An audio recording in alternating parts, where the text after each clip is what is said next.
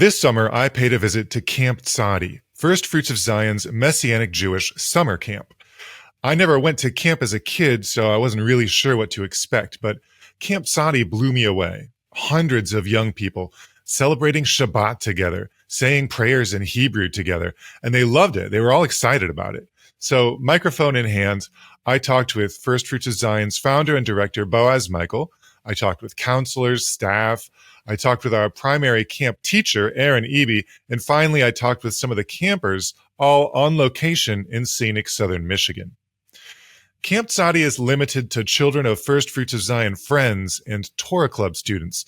But this exclusivity means everyone is on the same page. Everyone's moving in the same direction. There's a real critical mass forming. Something big is happening there.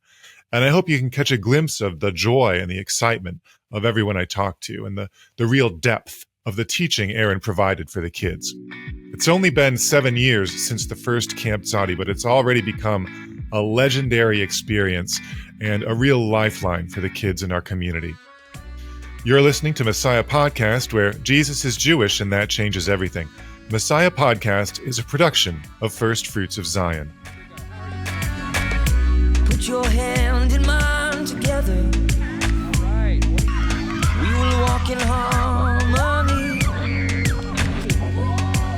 Let me introduce you to my teacher, the rabbi from the Galilee. Jacob Fronczak here for Messiah Podcast. I'm here at Camp Tzadi, First Fruits of Zion's premier summer educational opportunity for ages 12 to 18. Tzadi is a letter of the Hebrew alphabet, and it's the first letter of the word tzadik, which is a word for a righteous person. And it's also the first letter of the word tzedakah. And tzedakah is a word that technically means righteousness, but usually in Judaism, it refers to charity, acts of giving. You give something to someone. And the vision here at Camp Tzadi is to raise up a generation of young people who are tzaddikim, who are righteous, and who do righteous things. They're charitable. They pay it forward to the next generation, and we can continue to pass our faith and pass this way of life down from generation to generation, door to door, just forever. So while I'm here, I'm going to go interview a bunch of campers. I'm going to interview counselors. I'm going to interview staff and service team, and I'm going to interview the teachers and whoever's in charge of this whole thing. And we're going to get a better idea of what's going on here and whether or not it's a good fit for you, the listener at home.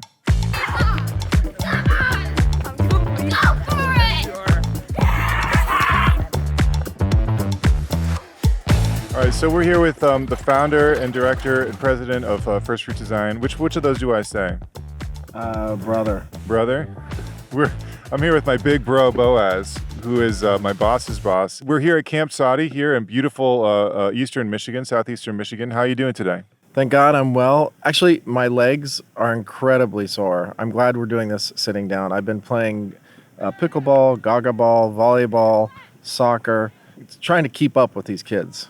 So we're here at Camp Tzadi. Why don't you tell our listeners, I never went to camp as a kid, right? So maybe someone out there is like, what is camp even? So what is Camp Tzadi? So Camp Tzadi is a 10-day camp. It's connected to our program called Generation Tzadi. So Generation Tzadi is our initiative to speak directly to young adults or children.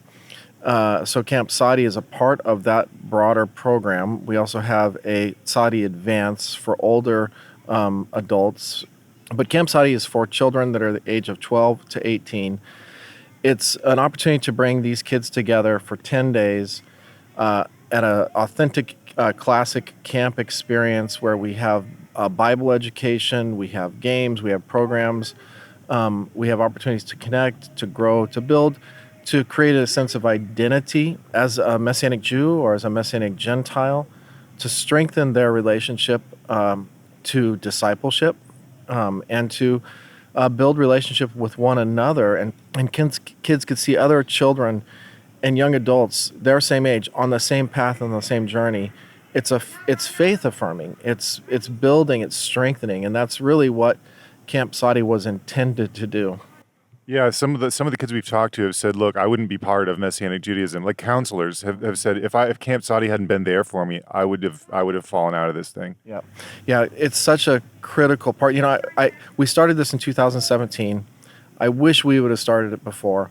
We're now in our 7th year. We've seen incredible growth, and it's amazing to see the kids that were 12, 13, 14 in 2017 now coming as just the most gifted and competent and spiritual and holy people that are now serving as our counselors. And this was actually part of our growth trajectory with the camp itself, was to have our counselors ultimately come from within the camp. So now we just have such a beautiful community of campers, of counselors, of division leaders. It's been really wonderful to see unions, marriages formed based upon meeting here at camp. So that was the vision, was to connect our community, to strengthen our community, and it's beautiful to see it taking place. 7 years seems like actually like a relatively like blessedly short period to have your own alumni now coming back and feeding into this system. How does that feel? It's incredible. I look at our counselors. Actually, I look at some of the difficult situations they have to handle. Every camp has, hundreds of kids, and sometimes kids are kids and they do dumb things. But to watch these 22-year-olds, 23-year-olds, these young adults handle these situations with such dignity, with such integrity, with such spirituality is just absolutely incredible to see that they are not just camp counselors, but they are leaders. They've learned the process of leadership. We have a whole leadership training site in terms of incorporating leadership skills, talents, responsibilities into these leaders, and it's bearing fruit. It's incredible. Now, I understand that this facility here is not where Camp Tzadi was born. You guys actually, or we outgrew the original place that we were at, right? Well, part of the problem is that as the vision for Camp Tzadi came into place in 2017, we started looking for opportunities of different campsites. And we were like a nomad. We were like, a different camp, a different state, a different place every year. And this caused it inhibited our growth. It stopped our ability to like really plan and prepare and to think. But thank God, we have connected with this camp here in eastern Michigan, just north of Detroit. And we have such a beautiful relationship with the people here. Their leadership team last year went through our HIASOD program. They all love HIASOD. They're inviting us as teachers to come teach at their camp that they host here annually. And we have this partnership that's being formed. And what's beautiful is we're on this campus that we're now familiar with, that we have full access to. That we have the kitchen, and it's run by our kitchen team, and our kitchen team is made up of volunteers that come from our Torah club and our friends, and our kitchen team is making kosher food, and we're koshering the kitchen before the group comes, and getting it all ready to go. So we have ownership here in a sense, and they've given us that ownership. We never had that at previous camps, so it was always hard to plan, to grow, to feel comfortable with who we are as a Messianic Jewish organization trying to host a Messianic Jewish camp.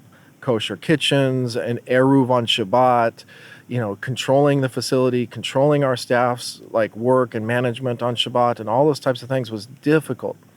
But God blessed us. And we are grateful because we are here. We have a beautiful relationship. We have years ahead here at this location. And with God's help, we'll continue to grow, both spiritually, our community of campers, but grow physically. As we have more campers, maybe more campers become married, more campers have kids, and the camp, to me, the campus is already looking generational. We already see it happening, and it's beautiful. Yeah, Lador Vador.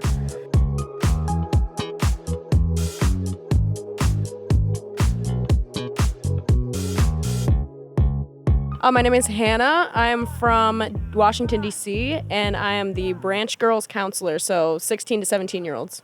So you counsel 16 to 17-year-olds. What does that entail, being a camp counselor? I never got to do that. Basically, what we do is we just help kind of guide the teens. If they need anything, we're there for them to support them in study that we have, whether that's like answering questions they have or just kind of helping them with the discussion and just kind of keep things flowing.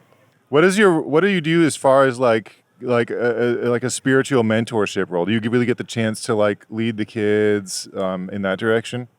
Yeah, so every day we have a study with one of the teachers here. And then after the study, we do a breakout session. So you take your cabin group and sit in the cabin group and just discuss the lesson and discuss like practical application of what that lesson was. And that's really a time for them to share how that kind of stuff impacts their life and some strategies to like be a better disciple. And then in the evenings, we also have something called cabin time, which is where we all sit down and go over the highs and lows of the day. And that's a chance for them to kind of connect in a more like intimate setting, in a kind of a safe space for them to share anything that went well or anything that went poorly in the day. Did you go to Camp Tzadi when you were a smaller, a younger person? I did, actually. So back in 2018, I was a Sprout camper. And that year was, I'm kind of biased, but that was like one of the best years of camp. It was a fantastic year. So, yeah. All right. So what inspired you to come back as a counselor? I think seeing how camp really impacted my life in some really big ways of just like pivotal moments with some of the teachings that were taught, and then some of the guidance from Shayna, the director of camp, was really impactful to my life. And I think a lot of teens in the Messianic community just don't have a lot of direction and a lot of people they can look up to who are similar ages. And so having somebody like that, like I would love to be that for them and help kind of be that for them. Yeah, I think you're right. I think we really need that.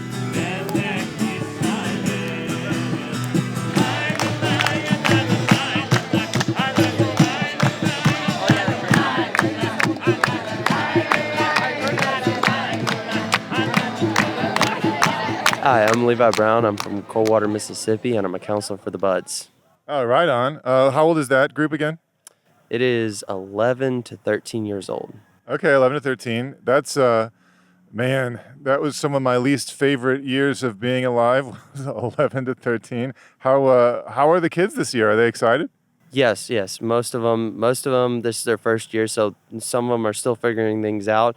But the ones who've gone multiple years, they're super excited. Nice. Did you come here as a camper? Yes, I did. I started, my first year was back in 2018. I've heard that was a real good year. It was a good year. Yes, sir. It was my first year. A good vintage for Tzadi alumni. Do you still have friends that you made at camp that year? Yes, sir. A lot of friends that I made, some of them are on the staff or have moved up to division leaders. Wow. So what inspired you to come back as a counselor?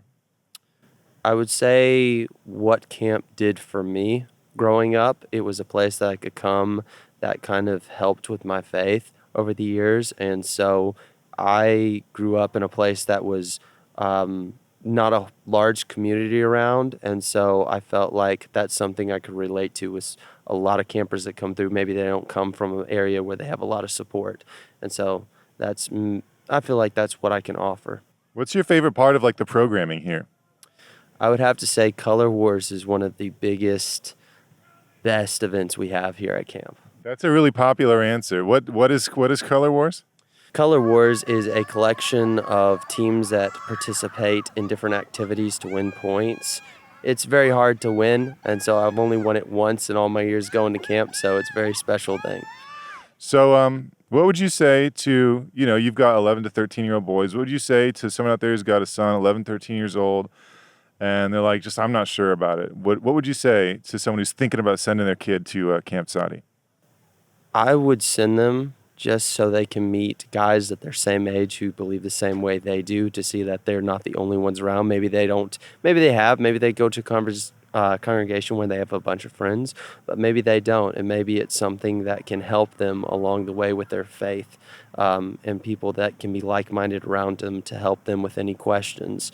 It's we have there's great teachers that come here every year to camp, and it's just such a good time. Fantastic. Thanks, Levi.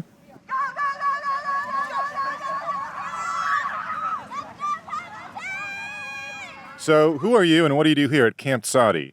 My name is Grace Coelho, and I am a division leader at Camp Tzadi. So, you lead an entire division? Oh, yeah, buds.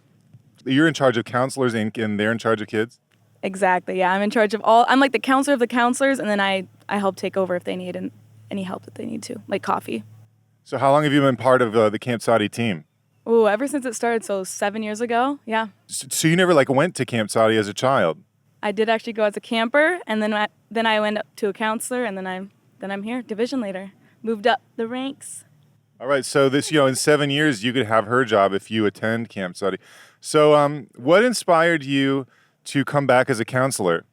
Honestly, I really enjoyed my time as like a camper, and it was very influential on me and very inspiring. And I always looked up to my counselors, so I was like, why not still be in it? And I miss being a camper, so I was like, if I can't be a camper, might as well be a counselor because they're in all the fun stuff. So, what kind of stuff do they do?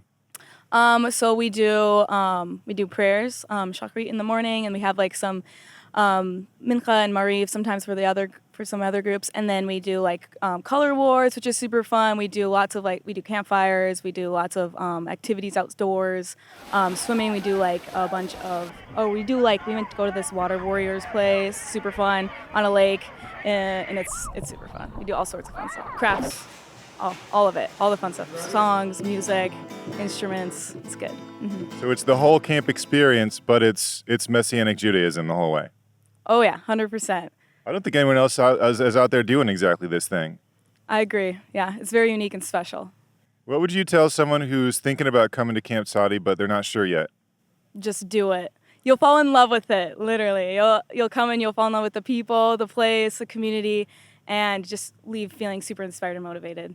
Do you have some lifelong friends from attending and serving here? Oh yeah, for sure. Basically all the counselors I've known for so long now, and it's just like a family. You grow up in it and you become family once you come. It's great. That does sound great. Well, thanks for your time, Grace. Of course, my pleasure.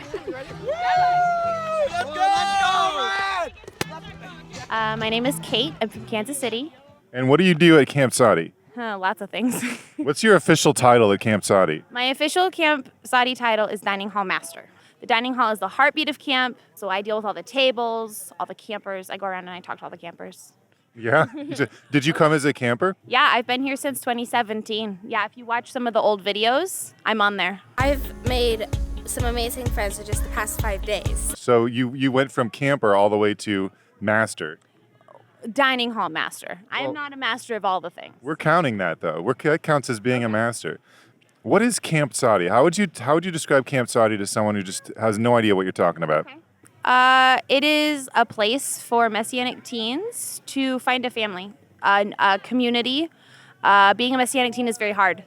And when you come to camp, you discover a family with your peers who have had the same experiences and are learning how to grow in this faith with their parents. It's a place to find a new community, and it's growing really fast. For me, without Camp Tzadi, I would not have stayed in Messianic Judaism. And so I think that's been the case for a lot of our returning campers and returning staff, and it creates an opportunity for them to learn about Messianic Judaism in a new light. So this has been sort of the lifeline for a lot of teens who otherwise just would have dropped off because they didn't feel like they had what were they missing that Camp Tzadi gave them? A community of peers, for the most part, I think, of understanding peers.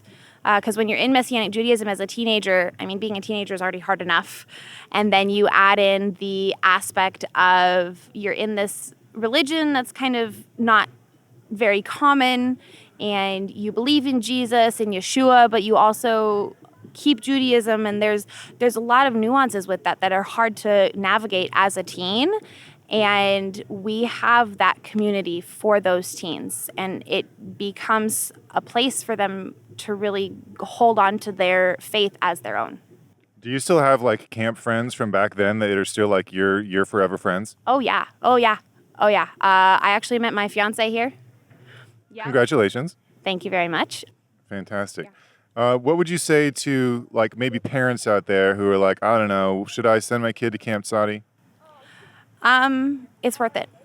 Your kids will understand that they are not the only ones, and it's not just their parents' faith. Like, it can become their faith as well, which is such a huge part of your own faith journey. And as a teenager learning to figure out who you are, having the opportunity to learn your faith as your own instead of just your parents is so vital. And so it's a safe place for your kids to learn about their faith and to build some community and to build some friends and to meet people from all over the world. We have people from England and Israel and Canada and all across the United States. So you really get a overall really new view. You get to learn new perspectives, and it's a wonderful experience. Can't recommend it enough. All right. So who do we have here?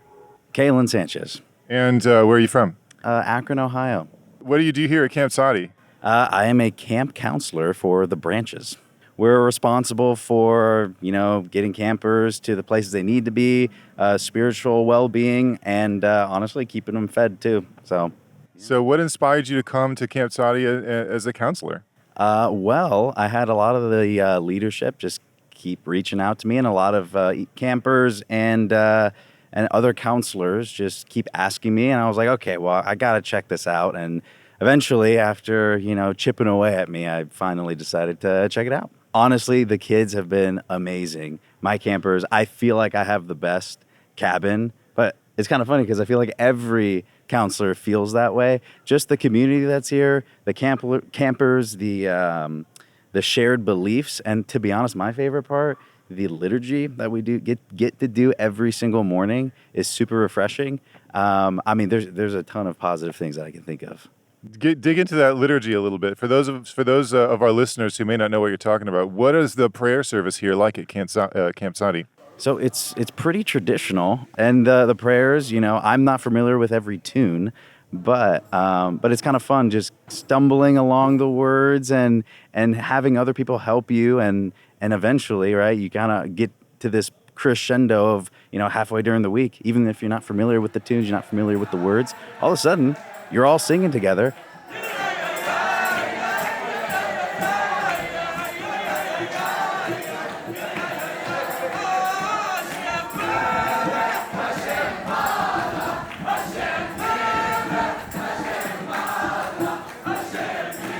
And it's something super beautiful when you're all on the same melody, sing traditional prayers that have been set for thousands of years. There's something really spiritual about that you have to just experience it. Yeah, because they all are in Hebrew, right? They are all in Hebrew. We'll occasionally switch back to the English for some things, but most of the time, yeah, it is in Hebrew. And how do you feel like all the campers here are responding to traditional, like Orthodox Jewish synagogue prayers in Hebrew? You would think, right? You would think that they would, they think it's too hard, like, they're kids, they can't like catch on to this. But I feel like, especially with me being my first year here, some of the campers know it better than I do. And they catch on really fast. And some of them will continue to sing it even after the prayers are over as they're going to their cabins. Yeah, I get all the prayers stuck in my head too. It's a beautiful thing. So, I don't know, do you think you'll keep coming back? Well, I sure hope so. Fantastic. All right, thanks.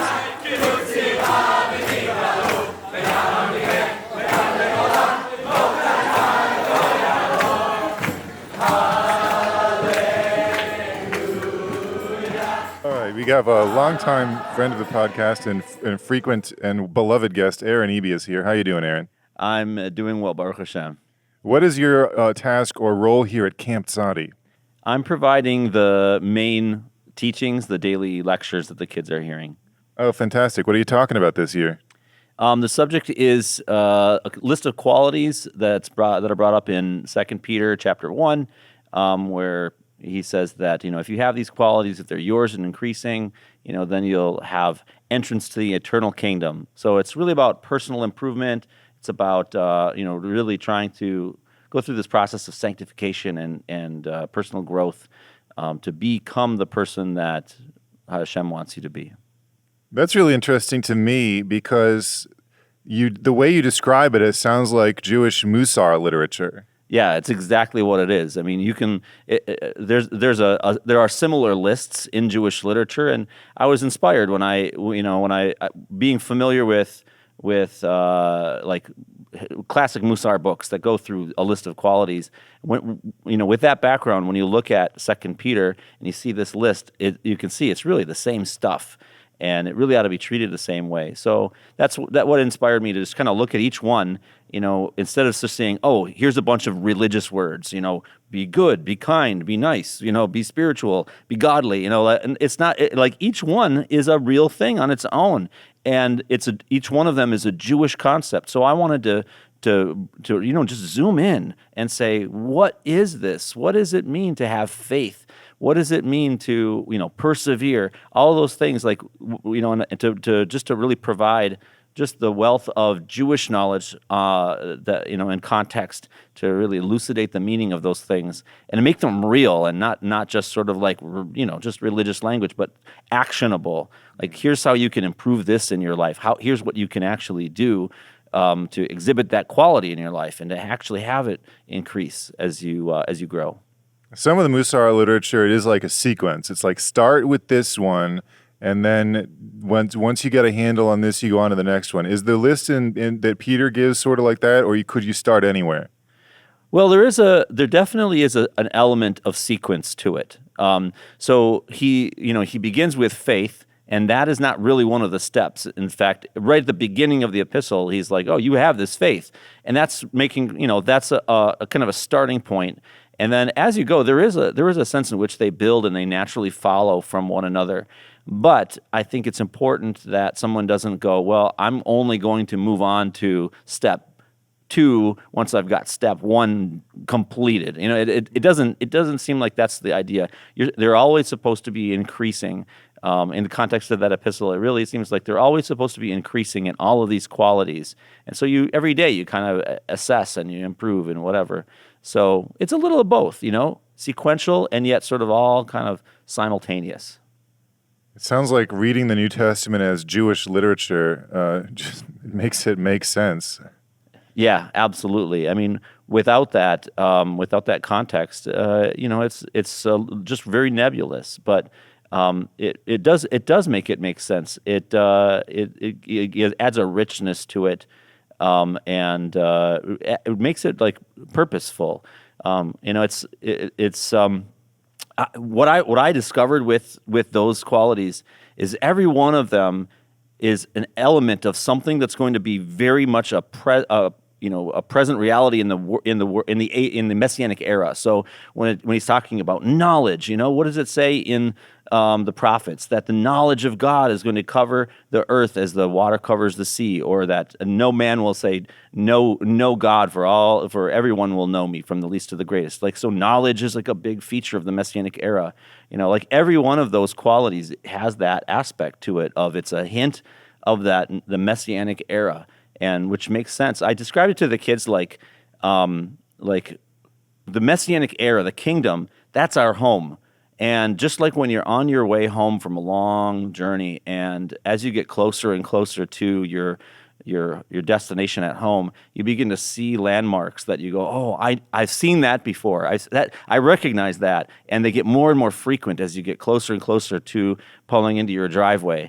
And that's how we're supposed to feel with these qualities. Like, oh, that whatever it is, if it's godliness, that has that hint of the Messianic era. I recognize that. I know that. It reverberates in me, and you know that you're getting closer and closer to the kingdom. That's a really good analogy. As you've like Musar, and anyone out there who's listening to this who's gotten into any of the Musar literature, like Paths of the Just or Cheshbon HaNefesh or any of them, it's like it's challenging stuff. Not necessarily. I mean, sometimes it can be hard to understand, but a lot of the difficulty is in wow, it's almost like it's going to take a lot of effort for my whole life to make a little progress. How are you as you approach this? Like, how are you as you were preparing just for Camp Tzadi to tell this to, kids 12 to 18, right? Like the spiritual formation at that age, and intersecting with this incredibly rigorous approach. Like, what was going through your mind as far as how can I present this to that particular age group? Well, it's surprising how ready they are at this point. They're in a very spiritual environment. We create this really bubble. There's a bubble of holiness and spirituality here, and they're primed for it. And they're at a critical crossroads in their life where they're kind of putting away childish things. They want to be treated like an adult. And so, yeah, I have to choose my vocabulary wisely so that I'm not just leaving them in the dust. But the concepts themselves, they're very much things that they can relate to and understand. And they really need these worldview setting things. And Musar, or like a personal improvement, that's so relevant to them. These are the big issues, because they go through their life going through little token things of like, oh, here we worship on Saturday, or we eat this, we don't eat that. But they really need the meat of Torah and faith, and that is these qualities that you're developing yourself as a godly person. So they just like, it surprises me, but they just really, really devour this material. They long for it. They love it, and it's not really.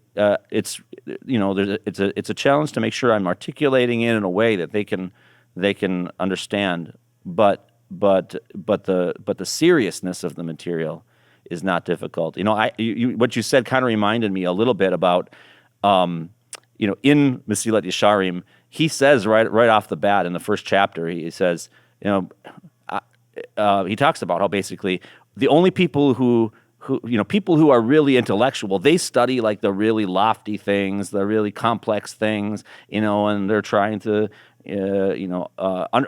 break down logic in the Gemara and all that stuff.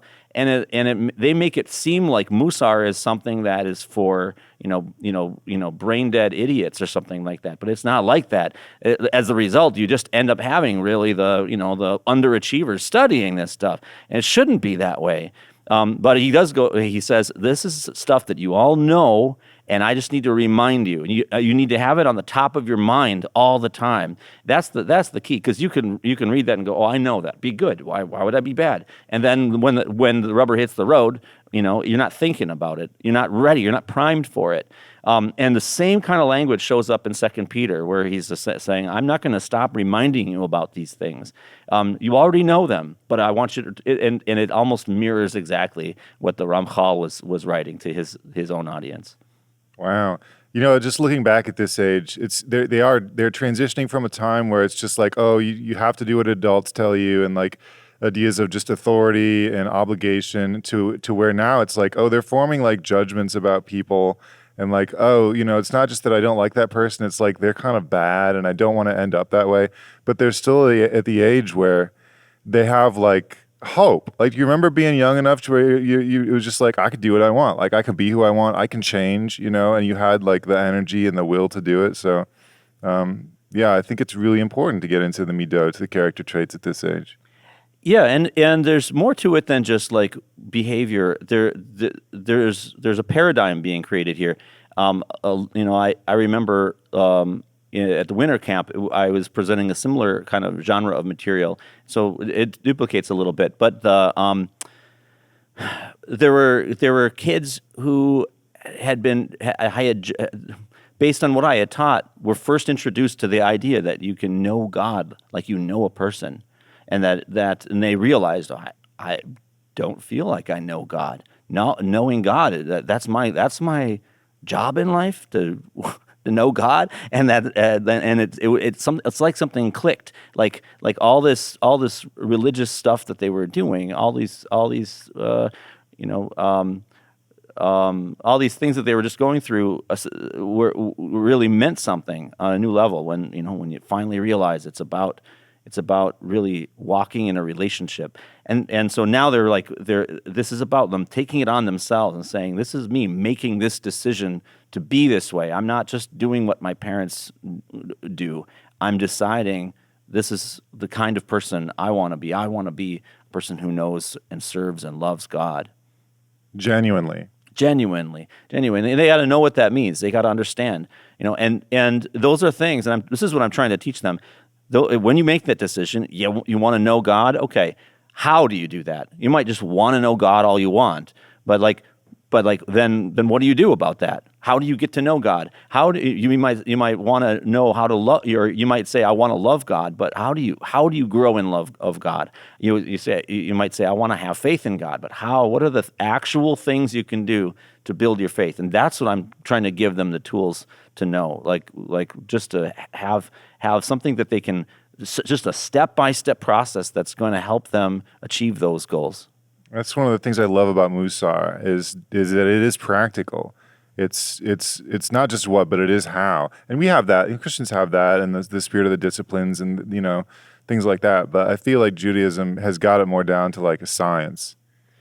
Yeah, it's very analytical. It's very it's just like if you have a business, a family business, and where you don't really track your hours really well or your expenses real well. It's just like you just have a lemonade stand out of your porch and whatever, you get money and you sell things. And then you scale up, and you get some management, and you get somebody who really knows how to, increase the return on investment. Well, you know what? You're going to have to start making sure things are measurable. You're going to start to have to quantify things, and you can do that in your life with these. So, like the word midot, we use the word midot to mean character qualities. Good midot. Hopefully, those are the good character qualities. But a midah literally means a measurement. And so the idea is you can analyze, you can look at yourself and say, have I progressed since, last week, last year? And you can go back and review. And that's ultimately like one of the most useful tools that you have is this introspection. At the end of the day, evaluate and say, did I improve? Did I fulfill this? And at the end of the week, you kind of look and see your progress.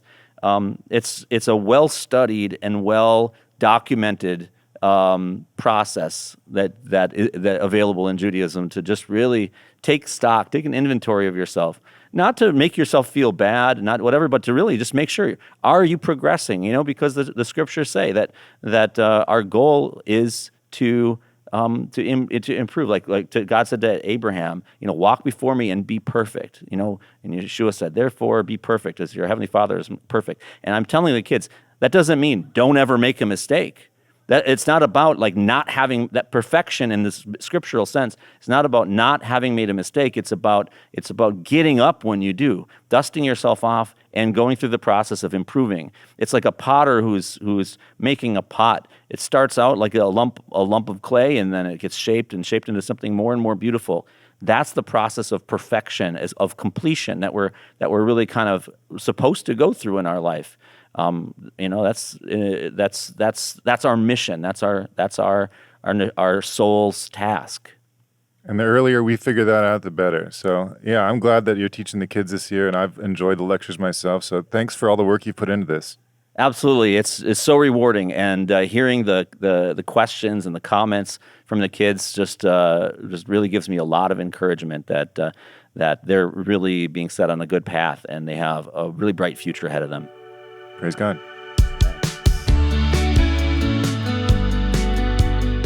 Well, that's enough of talking to adults. Aaron's teaching sounds great, and it was, but it's camp. Let's get some impressions from the campers. How has Camp Tzadi been helpful to them? What role is it playing in their spiritual development? Are they having a good time? Spoiler alert, they are. I'm Mackenzie from Georgia. And is this your first Camp Tzadi? This is my first Camp Tzadi. Oh, fantastic. What pushed you over the edge to come here? Well, all my friends were like, you have to come. This is like a great experience. And I was like, yeah, it sounds pretty cool. And I was like, sure, why not? What's your favorite part so far? I'd have to say Color Wars. Color Wars. Can you explain to the listeners out there what Color Wars is? So Color Wars, you have your team, and you each team has a different color, like red, black, blue, green. I'm on red team, and we do these different competitions with our team. And there's a winner by the end of the week, and red team's gonna win, just so y'all know. What would you say to someone out there who doesn't is looking for community and they're thinking about Camp Tzadi, but they're not sure whether they want to come yet? You need to come. It's a great experience. You get to meet lots of people. You get to learn a lot. And it's not weird to be Jewish because I go to a Christian school and everybody's like, what? And it's just really nice to have a community around you that understands, you know? Is this your first time at Camp Tzadi? Second time, actually. And how old are you? I'm 13. 13 years old, your second time here. What brought you back? I really liked last year. We won red team, and I'm hoping to win for purple team this year. What do you think makes Camp Tzadi different than other summer experiences you might be able to have? I believe there's more fellowship. The prayers, it's different. A lot of singing, Shabbat's here, so a lot of spiritual stuff. Yeah. A lot of spiritual stuff. Yeah. So this is like, it's like you get to do all the camp stuff, but it's also like Messianic Judaism. Yeah. How many Camp Tzadis have you been to? 3. So this is your third one? Yes. What keeps you coming back? Probably just the learning point of it. I enjoy learning more about Hashem and getting to be in this atmosphere more. Where you're from in Kentucky, is there a big community of like Messianic Judaism? There's nobody. So you're like on your own? Yep. Yeah, me too, sister. How many friends per year do you think you make? I probably add like 5 friends each year. So I'm at like 15 to 20 friends. We're still at pretty good numbers. If you come for 10 years, you'll have 50 friends. I bet you don't have 50 friends. What would you say to someone who's thinking about Camp Tzadi but isn't sure yet? I would just encourage them that they're gonna love it, then that everybody here is just great to be around, and they're definitely gonna make friends. And I guess it just depends on what they're hesitant to come for. I don't know. Maybe they're looking at other summer activities. I don't know. There's not a better summer activity. I'll guarantee it. I'm Shiloh, and I'm from Virginia. Shiloh from Virginia. And is this your first Camp Tzadi? No, this is actually my 4th year coming. Your 4th year? What keeps you coming back every year? Mainly the community, because I don't have a lot of people where I live who are also Messianic. But, you know, it's nice here because everyone here is basically Messianic. So everyone, you know, you're not the weirdo anymore here. You know, you can just be you know. I like it. I see something in your hand there. What do you got there? So this is my Color Teams flag. So I'm on red team, and it's Elmo. It's based off the meme, and as you can see, we're about to burn the other colors because we're going to dominate. All right. Well, that sounds by beating them in games and stuff. Yeah. Oh yeah. We're not actually going to burn them. No. There's no violence at Camp Tzadi. I'm Hadassah from Ontario, Canada. Oh, from Canada. We got ourselves a genuine bona fide foreigner. Is this your first Camp Tzadi? Yeah, it is. So what persuaded you to come? Well, we do Torah Club, and my parents saw Camp Tzadi advertisements, kind of, and we just wanted to try it out. How do you like it so far? It's been fun, yeah. A lot of activities, and yeah. What's been your favorite thing? Probably Color Wars, because we do a lot of like courses and like sports and stuff. So. What would you say to someone who's thinking about Camp Tzadi but they're just not sure yet? I'd say if they love running and love sports, yeah, come, and it's really good teaching too, and it strengthens your faith too. So it'd be. I love that. Everyone has something different that they love about Camp Tzadi. So thanks very much. All right. So who do we have here? Jonathan. And where are you from?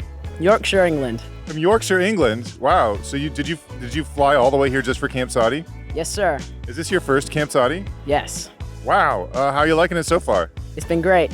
Was it worth the transatlantic flight? 100%. What's been your favorite part so far? The spiritual growth that I've been able to share with other people my age. Are there where you are in Yorkshire? Are there a lot of people who have your same like spiritual outlook and worldview? No, not really. It's just I have so little friends who believe the same way as me, and coming here has been very inspirational.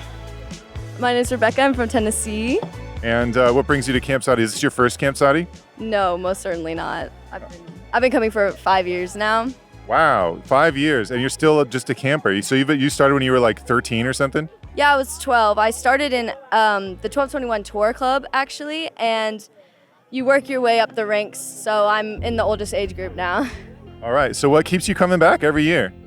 Honestly, it's always amazing to see my friends and things such as that, but the biggest part of it for me is like the spiritual growth that you have every single year that you come to camp. Like, it's my spiritual center. Every single year it's just like a new surge of energy towards our faith. So that's why. So is the content of like what's presented is really helpful for you as you grow?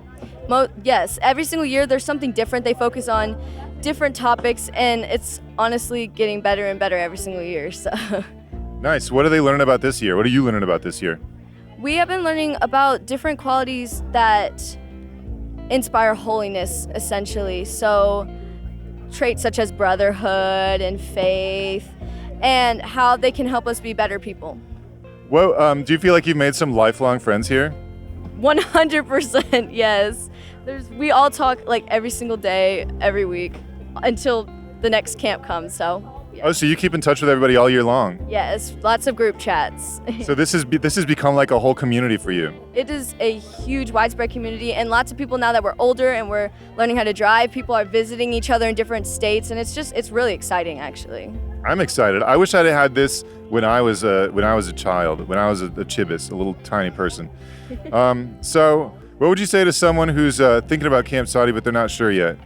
It is truly the best experience of my life every year of my life. It has been my favorite thing to do every single summer. There's nothing like it, truly. It could be your favorite thing too. Come to Camp Tzadi. All right, thanks.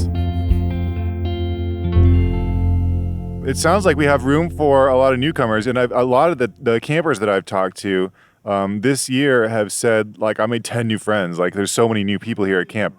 So, someone out there is listening who has kids, like, who should send their kids to Camp Tzadi? Right. So we have 250 people here this summer. That growth trajectory is incredible. I mean, last year we had 40 campers, 50 campers last year, maybe 20, 30 support staff. Because we finally have this facility where we can plan and we can promote and we can have confidence in the facilities and all those types of things, we're able to really open up camp and promote it. So we have 250 people here. That's 160 campers and 90 support staff, 90 volunteers that have come and they've paid their own way to come and serve these kids and to give them an amazing experience. Jacob, we have 4 different educational tracks for our kids here on camp. Now think about the logistics of this. 4 educational tracks, each one of them led by different teams, over 10 days, having to cover about 10 to 12 hours a day. So, be here at 9 o'clock, be here at 9:30, be here at 10 o'clock, be over there at 11 o'clock. The programming side of this is something that has been so remarkable just to watch our team manage. It's incredible, but that's the 90 support staff. And again, the beautiful thing is those are volunteers that have come here, vetted volunteers that have come here from our friend and Torah Club community. All of the children here are children of our First Fruits of Zion friends and Torah Club. So this camp does have some limitations. It's limited to our friend and Torah Club community. And we do that intentionally because part of our goal is here that we bring kids that are here, or bring kids to here that are of like mind. Because we want them to build relationships, strengthen community, strengthen their own sense of identity. And we're not wanting to host a big camp with all different types of voices and thoughts and perspectives that don't build a sense of identity or connection, but rather confuse it even further. So the camp is limited to our friends and Torah Club children, but that's turned out to be such a beautiful, beautiful thing because they're coming, they're of like mind. Their parents might know each other because of the Torah Club, so there's these family units that are connecting. So it's really incredible. Yeah, and that is one of the biggest, like the most recurring testimonies I've heard from campers this year is I've met a bunch of other people who are like me, and I don't feel like I'm the weirdo anymore. Yeah, it's really incredible. We just today we split our campers up into 2 different groups: Jewish disciples, Gentile disciples. And we spoke to the Jewish disciples and asked questions that are pertinent to them and the struggles and the difficulties. And I wasn't there, but we had the same thing happening with the Gentile disciples of, how do you deal with being a Gentile disciple, embracing Jewish ideals, a Jewish value system, a Jewish understanding of the Bible. What's your struggles? How do you feel? Do you feel weird? Do you feel proud? Do you feel isolated? Do you feel lonely? What are your feelings? Now, in our group with the Jewish kids, obviously the issue of anti-Semitism came up because of what we're facing now in the world. And to hear that some of these kids have faced real, aggressive anti-Semitism, in school, walking by children as they hold up the Hey Hitler, or receiving rejection from opportunities because of their Jewishness, and the emotion that created in the crying. But having 35 or 40 Jewish kids in the same room expressing the same experience and sharing what's happening to them, all of a sudden is affirming and strengthening, and they don't feel alone anymore. They feel like that's happened to someone else, or that happened to them, and then maybe a few weeks from now that's going to happen to them. But they understand from that experience, that testimony, that they themselves can overcome, just like their friend did that they met here at camp. Yeah. And without, how else do you do this with everybody scattered all around? I mean, to revive the idea of the old, Baptist summer camp, this is something that goes back to the 1950s and even earlier, to bring it back and say, no, this is an incredibly important part of building a worldwide community of disciples who are part of Messianic Judaism. Yeah. First Fruits of Zion started as an educational organization, and we still are. Our core perspective in what we do is educational. But education can't stick without community. You have to have a sense of a shared experience and building community and meeting other people and all those types of things to carry on the theology that you're wanting to implement. So it's a critical part of our teaching mission, and because in order to sustain our mission, we have to have a community. We have to have people that carry it forward. So that's the fruit of what we're seeing here, and it's an incredible thing. Baruch Hashem. Well, that was just the tip of the iceberg. Everyone I talked to at Camp Tzadi was excited about Messianic Judaism, about discipleship, about Yeshua, about the prayers, about Bible study, about community and spiritual development. It's a really special place, and I've never seen anything like it. We hope you'll consider Camp Tzadi for the young disciples in your life. For many of them, it's their community. It's their connection. It's keeping them on the path of righteousness. And it's just one of many opportunities available only to First Fruits of Zion friends and Torah Club students. Well, thanks for joining us today on Messiah Podcast. If you're interested in learning more about the Jewish Jesus, check out First Fruits of Zion at ffoz.org. And if you enjoyed this episode, please give us a 5-star rating wherever you're listening. Messiah Podcast is made possible by the generosity of our First Fruits of Zion friends. FFOZ friends are people like you who support our mission and get loads of exclusive Bible commentary, teaching, and content. You can join today at ffoz.org. Tune in next time for more great conversations. Until then, I'm Jacob Fronczak. Shalom. Let his word cover you and me, like the waters cover the sea.